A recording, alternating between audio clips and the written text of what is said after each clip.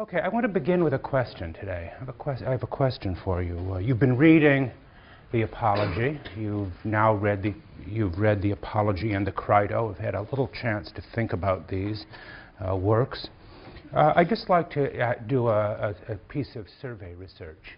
How many of you, just show of hands is all I need, how many of you believe Socrates is innocent and should be acquitted?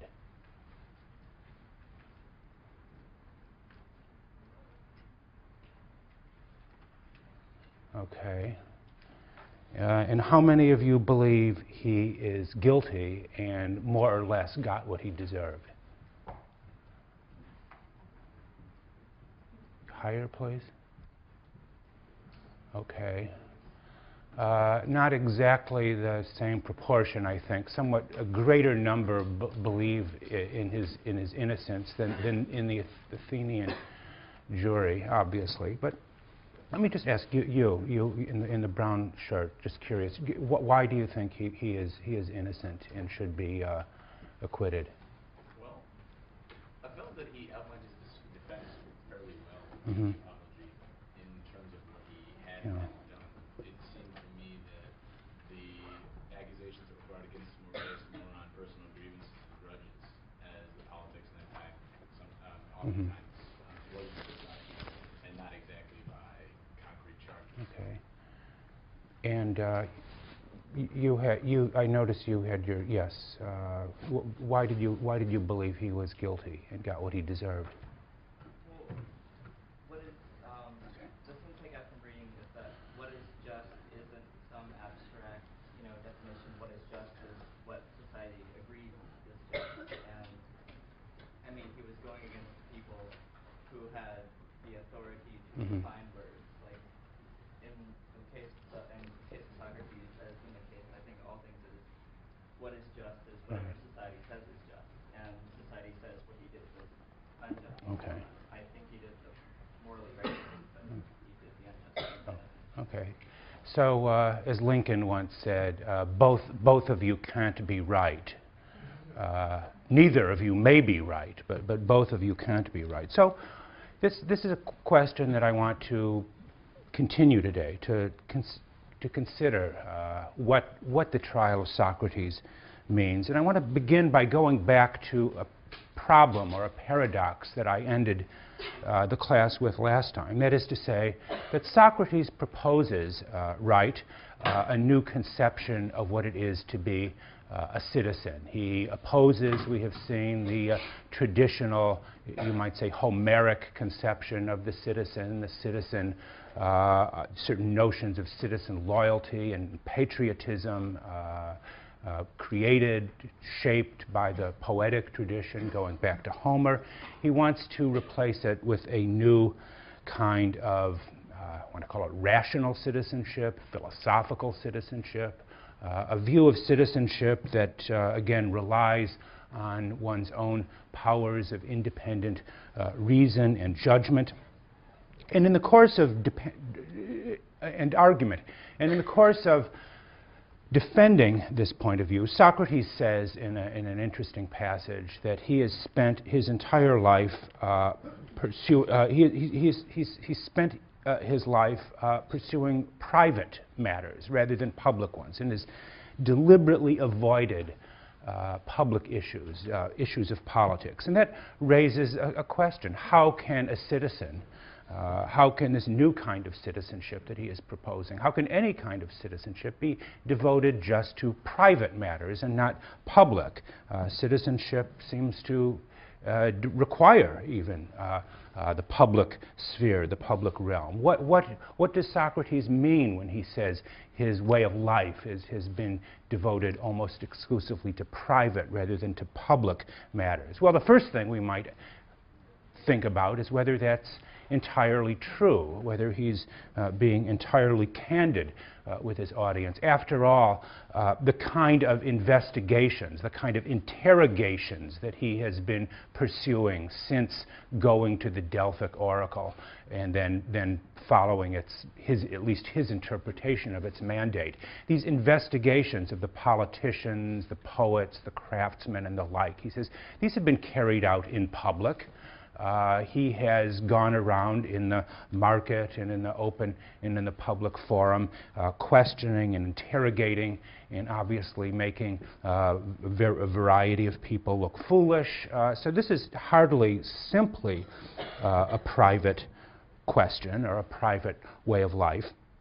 But perhaps he means simply that by pursuing a private life, that again he's going to rely almost exclusively on his own individual powers of reason and judgment, not to defer or rely on such public goods as custom, as authority, as tradition, things of this sort. But I think Socrates means more than that, more than simply he wishes to rely on the powers of private, individual judgment. When he says that his way of life has been private, he means that he has pursued a policy of let's call it, principled abstinence from public life. Socrates is a great abstainer.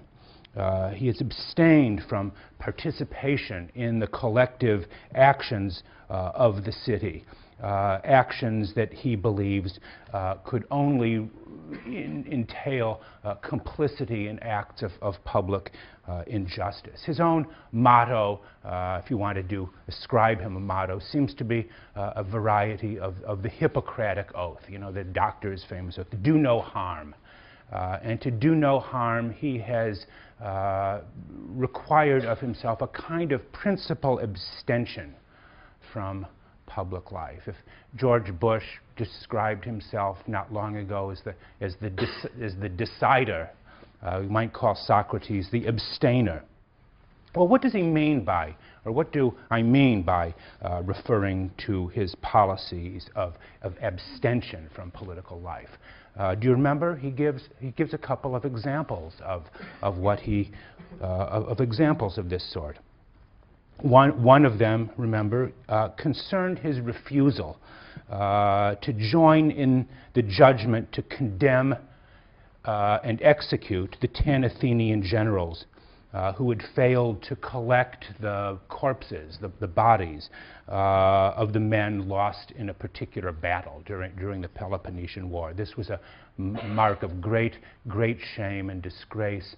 The generals were an actual event. There was a kind of judgment of collective guilt, and they were all executed. The leaders, the generals of this particular battle. And Socrates tells how he refused to engage in that kind of to join the court in the judgment of their collective guilt. A true incident. And the second story, you remember from your reading of the book, was his reminding the jury how he refused to participate. He was ordered by the 30, the hated tyranny of the 30. He was ordered to assist in the arrest of a man known as Leon of Salamis, an arrest that would have and did in fact lead to Leon's execution. And Socrates tells how he, at considerable risk to himself, refused to participate in the arrest of this man. In both of these cases, I take it Socrates' point is that his own individual moral integrity stands as a kind of litmus test, you might say, for whether to engage or disengage from political life. I was the sort of man, he tells the jury, I was the sort of man who never conceded anything to anyone contrary to what is just. No doubt also reminding them of his refusal to bow to the 30 tyrants in the case of Leon of Salamis. But this raises, I think, a central point about Socratic citizenship, or Socrates' view of citizenship. This kind of principled disobedience to the law, something like Thoreau's model of civil disobedience. Does this policy of principled disobedience, you might say vindicate or indict Socrates of the charge of corruption and impiety that has been brought against him? Can a citizen, he affirms, I will ask though, can a citizen put his own conscience above the law, as Socrates seems to do? This is a problem that we will see considerably later in the term that vexes a very important political thinker by the name of Hobbes about whether an individual can somehow put their own sense of conscience or moral integrity even above the law. What would a community of Socratic citizens look like, each one picking and choosing, you might say, the laws or the rules to obey or to follow or not to follow? Socrates is so concerned, it seems, with his individual, his private moral integrity, that he says, in a sense, to the city of Athens, to the court, to the assembly or the courts, that he will not dirty his hands with public life. And again, this is a question that we will see later on that Machiavelli takes very seriously, the question of whether or not politics, political life, requires one to dirty one's hands in the world. What kind of citizen is he or she who abstains from, maybe even rejects, the harsh necessities, requirements of political life? Socrates seems to be, in some respects, an example of what Hegel in the 19th century described as a beautiful soul. You know, someone who, and he used that term ironically, I should say, someone who puts their own private moral incorruptibility above all else. And we all probably know or have read about people like this. How does Socrates answer these charges? He in a way, being not just an abstainer, but again putting his own private moral conscience or integrity over and above the law. And he tries to defend his point of view by arguing in a famous passage that his policy of abstinence actually carries important benefits to the city. He brings with it important benefits. And in the passage that I'm referring to, he defines himself as a gadfly. Everyone will remember that. The gadfly who improves the quality of life in the city. In section 30d, Socrates writes, let me read the passage. "So I, men of Athens, are now too far from making a defense speech on my own behalf. I do it rather," he says, "on your behalf. What I say for you," he appears to say, "so that you do not do something wrong concerning the gift of the god," referring to himself, the gift of the god, "by voting to condemn me. For if you kill me," he continues, you will not easily discover another of my sort, who, even if it is rather ridiculous to say so, has simply been set upon the city by the god as though upon a great and well-born horse, who is rather sluggish because of his great size and needs to be awakened by some gadfly. Just so, in fact, the god seems to me to have set me upon the city as someone of this sort. I awaken and persuade and reproach each one of you, and I do not stop settling down everywhere upon you the whole day." So here we have the example of Socrates telling us, not only declaring himself to be the gift of the god who is brought for this, but that he's a great benefactor of the city, that his example of the man of individual moral conscience brings with it great, as it were, public benefits. It is not on his behalf, he tells the audience, but yours, his fellow citizens, that he does what he does. You may not like me, he says to the jury, but I am good for you. And furthermore, he claims in this, what can only be described as sort of quasi-religious language, that he has no choice in the matter. This is not something he has chosen to do. He is, as he says, a gift from the god. He has been commanded, he argues, to do this. "Men of Athens," he says, "I will obey the god rather than you. and as long as I breathe and am able to do so, I will certainly not stop philosophizing. He seems to envelop himself and his way of life with a kind of religious imagery, the Delphic oracle, the gift of the god image. He envelops his conception of citizenship within this religious language. And this will or should lead any reader of the Apology and any reader of Plato to ask an important question about Socrates' use of this language. We will see it again in different ways in the Republic. Is he sincere in saying this, in making this point, or is he somehow being ironical in his use of the religious tone or the religious register? He is, after all, on trial for his life for the charge of impiety. Would it not seem that in order to rebut the charge of impiety, that he would use or adopt a kind of religious language that would resonate with the jury and rebut the accusation, perhaps even suggesting that he is the truly religious and pious one, and not the ones like Anytus and Meletus who are bringing charges against him. Socrates seems, or could be seen to be speaking not just ironically, but provocatively in describing himself as a gift of the god. In a sense, you might ask, what could be more ludicrous?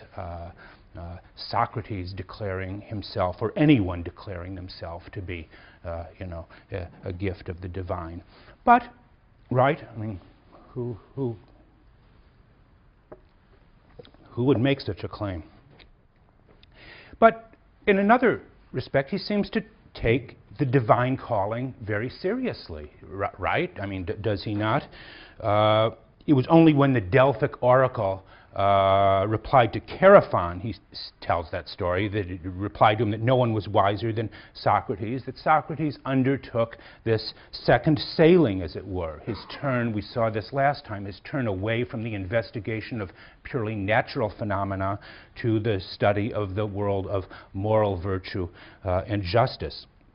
He repeatedly maintains that the path he has taken is not of his own choosing, but the result of a divine command. He is under some kind of divine edict. And it is precisely his devotion to this divine command, to this particular kind of calling, that has led him to neglect his worldly affairs. He reminds at various points the audience of his extreme poverty, his neglect of his family and his obligations to his wife and children, as well as to suffer the disgrace and the abuse that is directed against him by various public figures, he tells us. All of this is the result of his devotion to the divine command. He presents himself, in other words, as a human being of unparalleled piety and devotion who will risk life itself rather than quit the post that has been given to him.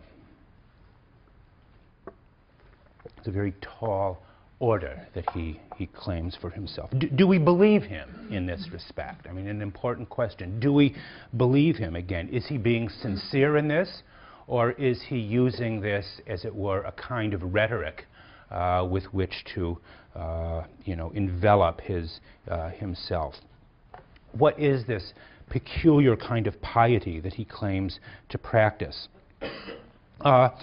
In many ways, in replying to the jury's verdict and their request that he cease philosophizing, Socrates explains himself in the following terms. Let me just quote one other passage briefly from the second speech that he gives to the jury after his conviction. It is hardest of all to persuade you, to persuade some of you about this, he says, about his way of life. For if I say that this is to disobey the God, and because of this it is impossible to keep quiet, you will not be persuaded by me on the grounds that I am being ironic. And on the other hand, he says, if I say that this even happens to be a very great good for a human being, that is, to make speeches every day about virtue, and that the unexamined life is not worth living for a human being, you will still less be persuaded by me. In other words, what he seems to be saying in that passage at around 37 C and D is that he realizes he is on the horns of a dilemma. On the one hand, he says his reference to a divine mission, he explicitly says there, will be taken by his audience as being ironic, just another instance of Socratic irony and insincerity. But, he says, if he tries to persuade people of the goodness and the justice of his way of life on simply rational grounds alone, to persuade them that the examined life alone is worth living, he says he will not be believed. So what you might say is a Socratic citizen to do.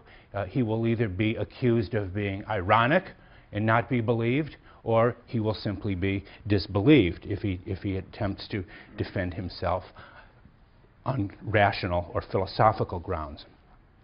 That raises the question, I think, that I began the class with today. Should Socrates be tolerated? Would a good society tolerate Socrates?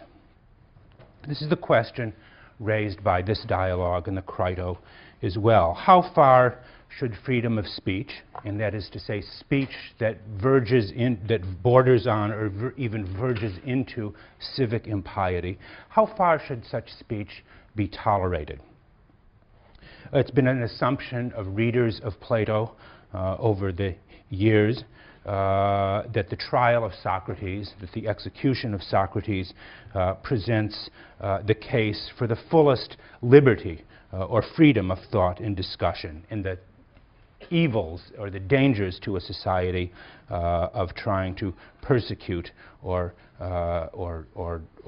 suppress freedom of speech. But is this right? In other words, is that really Plato's teaching? Among the things Socrates says he cares deeply about is his calling, as he puts it, to do nothing but persuade you, both younger and older, not to care for your bodies and money, but how your soul will be in the best possible condition. I think I lost my place. Yeah. So, let me just get back to that. How are we to understand this case about toleration and freedom of speech? The Apology presents Socrates, right, as presenting the most intransigent case for the philosopher as a radical critic or questioner of society. Socrates demands that the Athenians change not simply this or that aspect of their policy, but he demands nothing less than a drastic, I would even say revolutionary change in Athenian civic life, in Athenian civic culture. He tells his fellow citizens, right, that their lives are not worth living. Only the examined life is worth living, and you are not living examined lives. Therefore, your life cannot possibly have any value to it. Even when presented with the option to cease philosophizing, he refuses to do so on the ground that, again, he is acting under a command, a divine command, and cannot do otherwise. Is Plato asking us to regard Socrates as a man of high principle, standing up for what he believes in the face of death, or as a kind of revolutionary agitator who cannot and should not be tolerated by a society whose basic laws and values he will not accept? To some degree, I am inclined to answer that both of those questions have something to them. Maybe the answer, or an answer to this question, is revealed in the Crito, the companion dialogue, the companion speech that goes along with the apology, although it typically gets much less attention than the apology. In part because I think the dialogue presents, as it were, the city's case, the case of the city against Socrates. I mean, consider some of the following. If the apology presents the philosopher's case against the city, Socrates' case against the city, the Crito presents the city's case against the philosopher. Here Socrates makes the case against himself. You might say he makes the case against himself better than his accusers in the courtroom did so in the apology. The speech between Socrates and the laws that forms, as it were, the kind of central action of the dialogue presents the case that Meletus and Anytus should have made against him. While the apology seems to denigrate the political life as requiring complicity in injustice, and Socrates says he will have no part of laws or policies that entail injustice, the Crito makes the case for the dignity of the laws, the dignity or majesty of the city and its laws, while the apology defends, again, a politics of principled abstinence or disobedience to the political life. The Crito makes the most complete and far-reaching case for obligation and obedience to the law that has perhaps ever been made. So how do we reconcile, if we can, these two apparently contradictory points of view in these two dialogues? These two dialogues, it should be evident, differ not only in content, but in their dramatic context. Just consider again some of the following. The apology is a speech given before a large and largely anonymous audience of over 500 persons, the assembly, the court. We see Socrates addressing, the only time in any Platonic dialogue, an audience of this size. The Crito, on the other hand, is a conversation between Socrates and a single individual, only one person. The apology takes place in the court of Athens, the most public of settings, while the Crito occurs within the darkness and confinement of a prison cell. The apology shows Socrates defending himself and his life as a gift of the god that most truly benefits the city. But in the Crito, we see him bow down to the authority of the laws that he seems to have previously rejected. And finally, if the apology presents Socrates as the first martyr for philosophy, the first person to die for the cause of philosophy, the Crito shows Socrates' trial and sentence as a case of justice delivered. These huge contrasts, again, they force us to ask a question. What is Plato doing in presenting these two very different points of view? What is his point in presenting these two works with two such sharply contrasting perspectives on the relation of Socrates to the city? Was Plato confused? Was he contradicting himself? Was he, what was he doing? Big question. I hope I have time to answer it. So, let's look into the Crito just a little bit. Crito is named for a friend and disciple of Socrates, who at the outset of the dialogue is sitting as a watchful guardian over his mentor. He urges Socrates to allow him to help him escape. The jailers have been bribed, and escape would be made easy. But rather than trying to convince Crito directly, Socrates creates a dialogue. Actually, you might say a dialogue within the larger dialogue, a dialogue between himself and the laws of Athens, where he puts forward the case against escape, that is to say, the case against disobedience to the law. And the argument could be summarized as follows. No state can exist without rules. The first rule of any state is the rule that citizens are not free to set aside the rules, to choose among them which ones to obey and to disobey. To engage in civil disobedience of any kind is not only to call this or that rule into question, but it is to call into question the very nature of law, the very question of the rules. To question or disobey the law is tantamount to destroying the authority of the law. The breaking of so much of a single law constitutes the essence of anarchy, constitutes the essence of lawlessness. It is a far-reaching argument for obedience to the law. The breaking of even a single law calls into question the authority of law as such. It's a very powerful argument that, in a way, Socrates makes against himself, putting that speech in the mouth of the laws. But he goes even further than this. The citizen, he says, owes his very existence to the laws. We are what we are because of the power and authority of the laws, the customs, the traditions, the culture that has shaped us.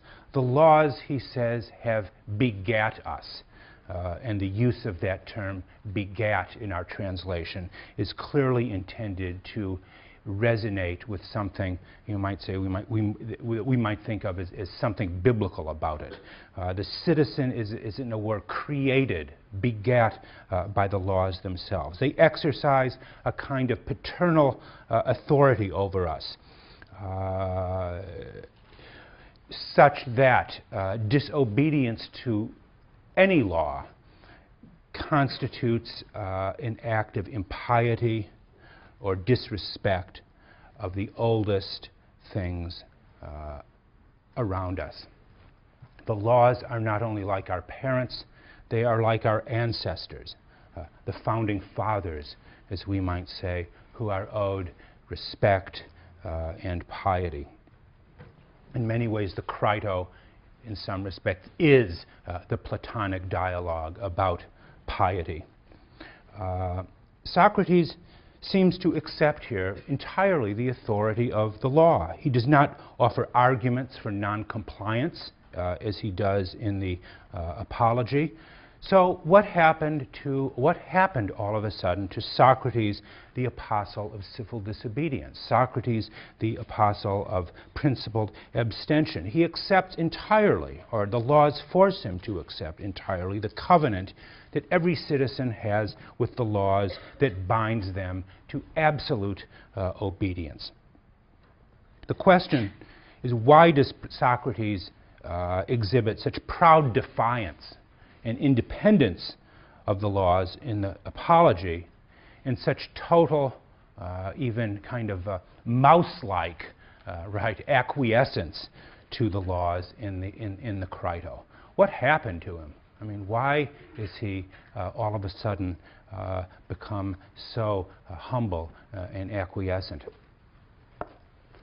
What happened to his language about being the gift of the god? Well, that's something I want you to think about, and maybe I'm sure you'll want to talk about it in your sections. But let me propose something like the following to answer, or at least to respond to this paradox, this question. The Apology and the Crito represent a tension. They represent even a conflict between two more or less permanent and irreconcilable moral codes. The one represented by Socrates regards reason, that is to say, the sovereign reason of the individual, as the highest possible authority.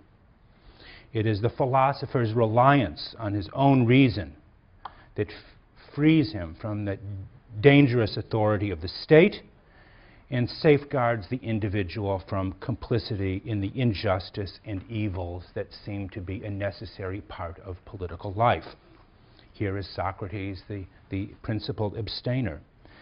But the other moral code is represented by the speech of the laws, where it is the laws of the community, its oldest and deepest beliefs and institutions, its constitution, its regime, as we would say, its politeia, that are fundamentally obligatory on the individual and even take priority over the individual.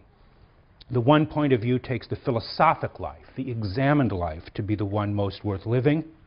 The other takes the political life, the life of the citizen engaged in the business of deliberating, legislating, making war and peace as the highest calling for a human being. These constitute two irreconcilable alternatives, two different callings, so to speak. And any attempt, I think, to reconcile or to synthesize these two can only lead to a deep injustice to each. Plato seems to believe that each of us must choose somehow, must choose between one or the other of these two contenders for the most serious and worthwhile way of life. Which do we take? Which is the matter of ultimate concern or care for us? Which? But we cannot have both.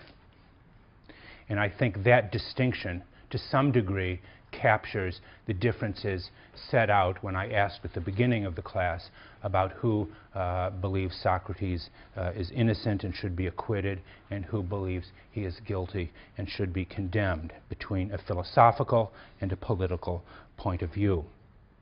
And in a sense, one could say, maybe this is not Plato's last word. I mean, why does Socrates choose to stay and drink the hemlock?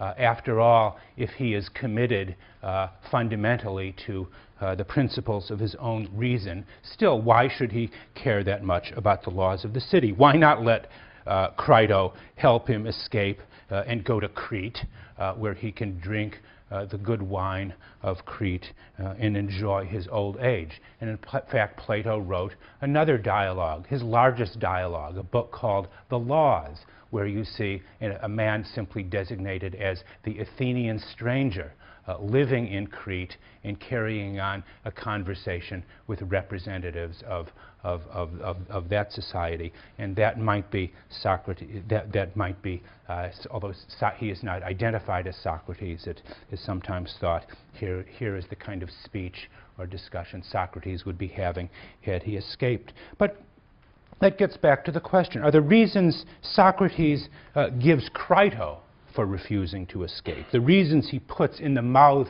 of the laws of the city of Athens, are those Socrates' true reasons? Does Socrates believe that speech that he constructs between himself and the laws? Or is it simply a fiction that he creates for the sake of relieving his friend of the guilt he evidently feels for being unable to help Socrates? Crito is, of course, very concerned with what people will think of him if it becomes known that he has somehow not helped Socrates to escape.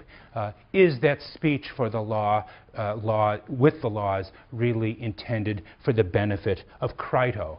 Rather than an expression of Socrates' deepest opinions about the questions of obligation and obedience? Is he in that speech bestowing, as it were, a kind of justice to Crito, to reconcile him to the laws of the city and to give him reasons, you might say rational considerations for continued obedience to the law? In many ways, that would seem to make a certain sense of the apparent discrepancy between these two dialogues. It demonstrates not only Socrates' sense of his superiority to the laws of Athens. In the first dialogue, in the first speech, in the apology, he defies the city to put him to death by expressing indifference to death. And then in the Crito, he very much expresses that indifference to death by refusing to allow Crito to let him escape. Socrates seems to remain, even until the end, very much a kind of law unto himself, while at the same time, again, providing Crito and others like him an example of rational and dignified obedience to the law. When we look at the death of Socrates, do we think of it as a tragedy, as a moral tragedy? And a just man sentenced to death by an unjust law? I don't think so. Far from it. Socrates' death at the age of 70 was intended by him as an act of philosophical martyrdom that would allow future philosophy to be favorably recognized as a source of courage and justice. In one of his later letters, Plato refers to his depiction of Socrates as he says his attempt to render Socrates young and beautiful. That is, he consciously set out to beautify Socrates, presenting a man fearless before death, refusing to participate in any act of injustice, while dispensing wisdom and justice to those who will listen. We don't know the real Socrates. All we know of Socrates is what we read in Plato and Aristophanes and a small number of others who have sketched various different pictures of him. But Plato's Socrates is necessarily poles apart from Aristophanes' Socrates' depiction of him as a sort of sophist who makes the weaker argument the stronger. Plato's dialogues, the Apology, as well as the Republic and the Crito, are in the broadest sense of the term an attempt not only to answer the charge against Aristophanes, but also defend the cause of philosophy as something of value and merit. Where does that leave us today? What are we to make of all this? We who live in a very different kind of world from that of 4th century Athens. What can we learn from the example of Socrates? Most of us, like most of you earlier, find ourselves instinctively taking the side of Socrates against the city of Athens. Those who might defend the city of Athens against Socrates, those who believe in the value of civic piety, are very few among us. Perhaps only those of you who might come from a small town in the South or from certain areas of Brooklyn would understand something about the supreme value of piety as a way of life. We, by and large, tend to accept the picture of Socrates as a victim of injustice. We conveniently overlook a number of facts about him. His hostility to democracy. We'll see that in the Republic, but we've seen it already to some degree in the Apology.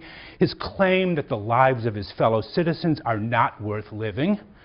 And his claim that his way of life has been commanded by a God that no one else has ever heard or seen. None of these seem to make any difference to us, and yet I think they should. Given Socrates' claims, ask yourself, what would a responsible body of citizens have done?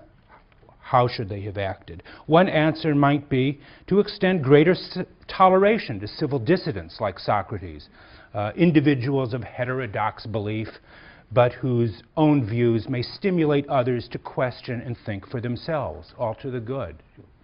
Milton, John Locke, people like Voltaire argued something like this. But is that to do justice to Socrates? The one thing that Plato does not argue is that Socrates should simply be tolerated. To tolerate his teaching would seem to trivialize it in some sense, to render it harmless. The Athenians at least pay Socrates the tribute of taking him seriously, which is exactly why he is on trial. The Athenians refuse to tolerate Socrates because they know he is not harmless, that he poses a challenge, a fundamental challenge to their way of life and all that they hold to be noble and worthwhile. Socrates is not harmless because of his own professed ability to attract followers, a few today, a few more tomorrow, who knows. To tolerate Socrates would be to say to him that we care little for our way of life and that we are willing to let you challenge it and impugn it every day. Is that good? Is that right? The trial of Socrates asks us to think about the limits of toleration. What views, if any, do we find simply intolerable? Is a healthy society one that is literally open to every point of view? Freedom of speech is naturally a cherished good. Is it the supreme good? Should it trump all other goods? Or does toleration reach a point when it ceases to be toleration and becomes, in fact, a kind of soft nihilism that can extend liberty to everything precisely because it takes nothing very seriously? And by nihilism, I mean the view that every preference, however squalid, base, or sordid, must be regarded as the legitimate equal of every other. Is this really tolerance, or is it rather a form of moral decay that is simply decided to abandon the search for truth and standards of judgment? There's a danger, I think, that endless tolerance leads to intellectual passivity and the kind of uncritical acceptance of all points of view. Well, so much for that. What I want to do, see we're running out of time, is if you could think about it, maybe hold that thought in your mind once in a while between now and Wednesday. And on Wednesday we will begin reading what is arguably, some people believe, the most important book ever written, Plato's Republic. See you on Wednesday.